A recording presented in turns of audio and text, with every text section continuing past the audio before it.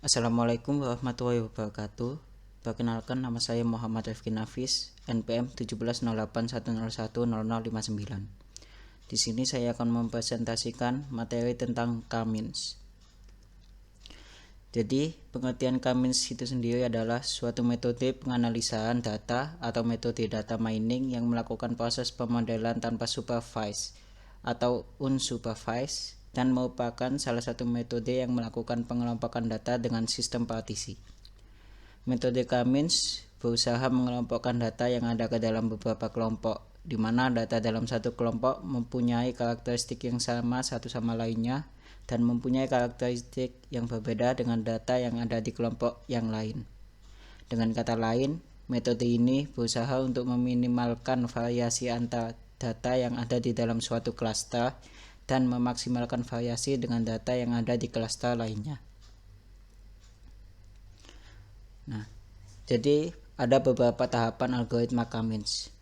Yang pertama, menentukan jumlah klaster. Yang kedua, menentukan nilai sentroid, biasanya dilakukan secara random atau biasanya menggunakan rumus rata-rata. Yang ketiga, menghitung jarak antara titik sentroid dengan titik tiap objek, biasanya menggunakan jarak Euclidean distance. Yang keempat, mengelompokkan objek berdasarkan jarak terdekat. Yang kelima, kembali ke tahap kedua dan lakukan pengulangan hingga nilai sentroid yang dihasilkan tetap dan anggota klaster tidak berpindah ke klaster yang lain. Nah, di sini saya mempunyai contoh studi kasus algoritma K-means. Terdapat data M1 sampai dengan M7 dengan masing-masing X dan Y-nya. M1 X-nya 2, Y-nya 5, M2 X-nya 2, Y-nya 5,5, M3 X-nya 5, Y-nya 3,5, M4 X-nya 6,5, Y-nya 2,2, yang M5 X-nya 7, Y-nya 3,3, M6 X-nya 3,5, Y-nya 4,8, M7 X-nya 4, Y-nya 4,5. Nah, dan kita mempunyai C1 3,4 dan C2 6,4.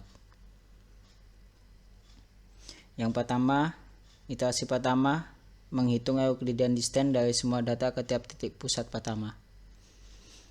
Nah, ini mencari D1 satunya menggunakan angka M1X min C1X dikuadratkan ditambah M1Y min C1Y dikuadratkan. Nanti hasilnya 1,41 untuk D11, 1,80 untuk D12, 2,06 untuk D13, 3,5 untuk D14, 4,06 untuk D15, 0,94 untuk D16, dan 1,12 untuk D17.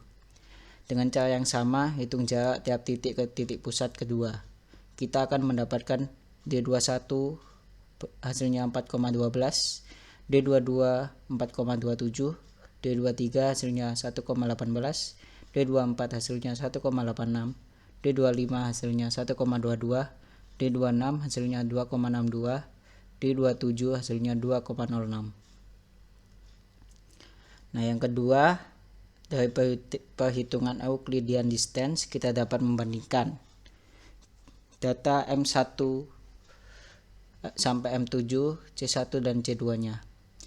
Jadi M1, C1-nya 1,41, C2-nya 4,12, M2, C1-nya 1,80, C2-nya 4,27, M3, C-nya 2,06 dan C2-nya 1,18. M4 C1-nya 3,5, C2-nya 1,86, M5 C1-nya 4,06, C2-nya 1,22, M6 C1-nya 0,94 dan C2-nya 2,62, M7 C1-nya 1,12 dan C2-nya 2,06. Nah, dari data tersebut, anggota dari C1 adalah M1, M2, M6, M7, dan anggota dari C2 adalah M3, M4, dan M5. Nah, selanjutnya hitung titik pusat baru, yaitu dari keseluruhan tadi yang kita dapat hasilnya dimasukkan ke dalam C1 dan C2. Nanti kita akan mendapatkan data baru dari C1-nya 2,75 untuk X-nya dan Y-nya 4,9 dan C2 X-nya 6,17 dan Y-nya 3. Nah, lakukan iterasi kedua seperti iterasi ke-1 sampai anggota kelompok C1 dan C2 tidak berubah lagi seperti sebelumnya. Kesimpulannya, dari seluruh iterasi yang dilakukan, nanti akhirnya anggota C1 itu tetap M1, M2, M6, M7, dan anggota C2-nya M3, M4, M5. Terima kasih materi yang saya sampaikan. Semoga bermanfaat. Wassalamualaikum warahmatullahi wabarakatuh.